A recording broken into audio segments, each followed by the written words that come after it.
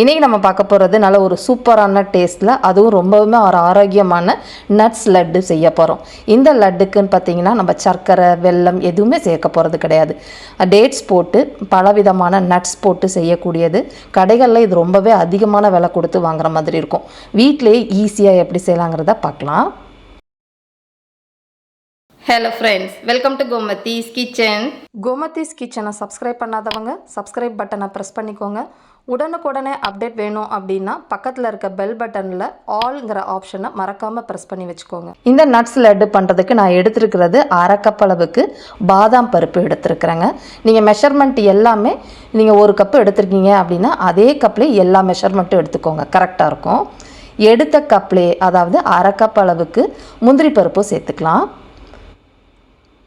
அடுத்ததாக அதே அளவு 1/2 கப் அளவுக்கு உலர் திராட்சை சேர்த்துருக்குறேன். உங்களுக்கு எந்த நிறம் கிடைக்குதோ அந்த திராட்சை எடுத்துக்கோங்க.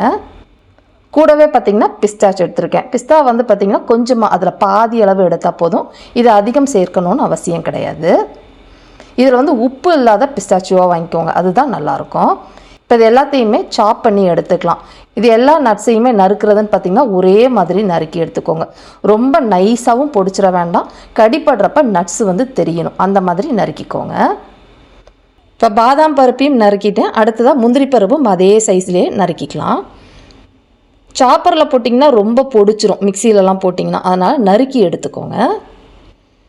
இப்போ பார்த்திங்கன்னா எல்லாத்தையுமே நறுக்கி எடுத்துருக்கிறேன். பிஸ்தாச்சி நறுக்கிறப்ப கொஞ்சம் பொடி மாதிரி நமக்கு கிடச்சிருக்கு, அதுவும் சேர்த்துக்கலாம், வேஸ்ட் ஆக்கிட வேண்டாம். திராட்சையுமே அதே மாதிரியே நறுக்கி வச்சுருக்கேன் பாருங்கள். இப்போ இது எல்லாத்தையுமே நறுக்கியாச்சு. அடுத்ததாக வந்து இது இனிப்புக்கு டேட்ஸ் சேர்க்குறோன்னு சொன்னேன் இல்லையா, அதை அளவு பார்த்துடலாம்.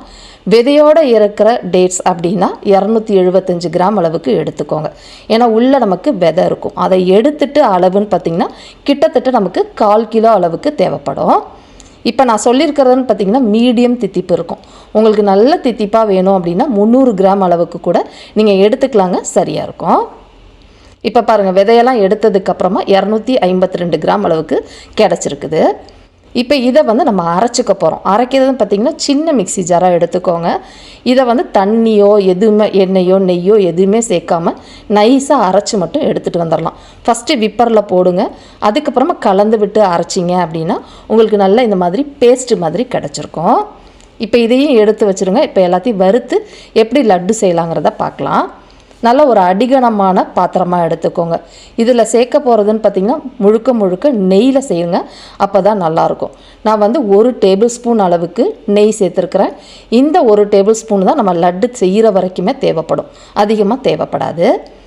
இப்போ இதில் நட்ஸை மட்டும் சாப் பண்ணதை சேர்த்துக்கோங்க, உலர் திராட்சையை சேர்க்க வேண்டாம். உலர் திராட்சை இப்போயே போட்டிங்க அப்படின்னா பொரிஞ்சு உப்பி நிறம் மாறிடும். அதனால தான் பாதாம் பருப்பு முந்திரி பருப்பு பிஸ்தாச்சு மட்டும் சேர்த்துக்கிறேன். இப்போ இதை ஒரு மீடியம் தீயிலே வச்சு ஒரு 4-5 நிமிஷம் நல்லா வறுத்து விடுங்க. ரொம்ப செவக்க விட்டுற வேண்டாம். இப்போ பார்த்திங்கன்னா தெரியும், லைட்டாக செவக்க ஆரம்பிக்குது இல்லையா, இந்த மாதிரி வறுத்துக்கிட்டு இருக்கப்ப இதில் நம்ம சாப் பண்ணி வச்சுருக்கிற திராட்சையும் சேர்த்துக்கலாம். இந்த திராட்சையும் போட்டு கொஞ்ச நேரம் அடுத்த ஒரு 2 நிமிஷம் வறுத்துக்கலாம். இப்போ இதெல்லாம் பாதி வறுப்பட்டதுக்கு அப்புறமா இதில் பம்கின் சீட்ஸ்ன்னு கிடைக்கும். அது வந்து மெஷரிங் கப்பில் 1/4 கப்பு சேர்த்துக்கோங்க. இதை வந்து சாப் பண்ணணுன்னு அவசியம் இல்லை, அப்படியே முழுசாகவே சேர்த்துக்கலாம்.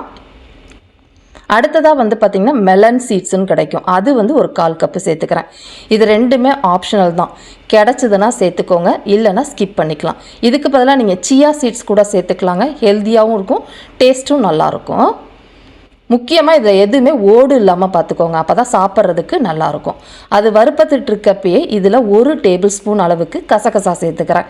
கசகசா கிடைக்காத இடத்துல இருக்கிறீங்க அப்படின்னா இதை நீங்கள் தாராளமாக ஸ்கிப் பண்ணிக்கலாங்க. இது போடாமல் செய்கிறப்பையும் நல்லாயிருக்கும். இதுவும் போட்டு கொஞ்ச நேரம் வறுத்து விட்டுக்கலாம்.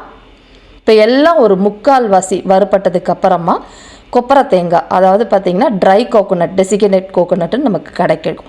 அது வந்து ஒரு 1/4 கப்புக்கு கொஞ்சம் குறைவாக சேர்த்து நல்லா வறுத்துக்கோங்க. இப்போ போட்டிருக்க சாமான்கள் எல்லாமே ஒரு மீடியம் ஃப்ளேம்லேயே வறுத்திங்க அப்படின்னா நல்லா செவந்து இந்த அளவுக்கு வறுப்பட்டிருக்கும்.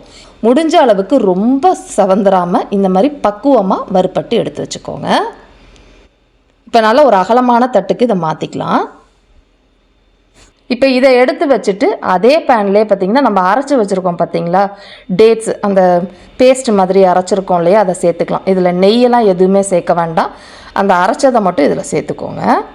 இப்போ தீயை கொஞ்சம் மீடியமாக வச்சு இதை அந்த சூடாக இருக்கிற பேனில் நீங்கள் நல்லா கலந்துகிட்டே இருந்தீங்க அப்படின்னா ஒரு மாதிரி பேஸ்ட்டாக உங்களுக்கு வரும். எந்த நெய் எதுவுமே சேர்க்க வேண்டாங்க, அந்த சூட்லேயே உங்களுக்கு மெல்ட் ஆகி இந்த மாதிரி கிடைக்கும். இன்னும் கொஞ்சம் மெல்ட் ஆகட்டும். கொஞ்சம் ப்ரெஸ் பண்ணி கலந்து விட்டீங்க அப்படின்னா ஒரு கட்டி இல்லாமல் நமக்கு இந்த மாதிரி கிடச்சிருக்கும். இதை போட்டு நம்ம நட்ஸ் லட்டில் கலர்றப்போ உங்களுக்கு லட்டு பிடிக்கிறதுக்கு கரெக்டாக இருக்கும். திரும்பவும் சொல்கிறேன், நான் இப்போ செஞ்சுருக்கிறது ஒரு மீடியம் தித்திப்பாக தான் இருக்கும். உங்களுக்கு நல்ல தித்திப்பாக வேணும்னா இன்னொரு 4-5 டேட்ஸ் கூட எக்ஸ்ட்ரா சேர்த்துக்கோங்க. இப்போ இது எல்லாத்தையுமே நம்ம வறுத்த அந்த நட்ஸில் சேர்த்துட்டு கையில் லைட்டாக நெய் தடவிட்டு நல்லா கலந்து விடுங்க.